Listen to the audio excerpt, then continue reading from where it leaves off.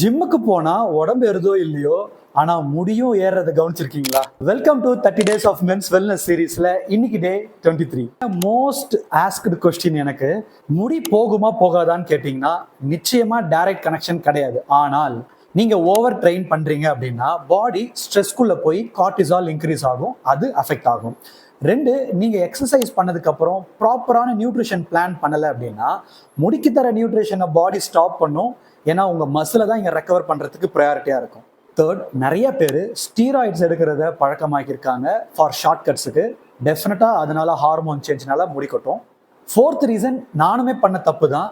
Weight loss பண்ணணும் அப்படின்னு சொல்லி பயங்கரமா கேலரி டெஃபிஷியட்ல போயிட்டு மேக்ரோ அண்ட் மைக்ரோ நியூட்ரியனை நீங்க எடுக்காம போறதுனால நீங்க உங்க ஹேரை தான் இங்க லாஸ் பண்ணிக்கிறீங்க. ஸோ எக்ஸசைஸ் பண்றதுனால உங்களுக்கு வலிக்கை ஆகுது அப்படின்னா ஃபிட்னஸ் இண்டஸ்ட்ரியில இருக்கிறவங்களுக்கு யாருக்குமே முடி இருக்காதுன்றத புரிஞ்சுக்கணும். விஷயம் உங்களுக்கு புரிஞ்சிருச்சுன்னா தெம்பா ஜிம் அப்படின்னு சொல்லி கமெண்ட் பண்ணுங்க.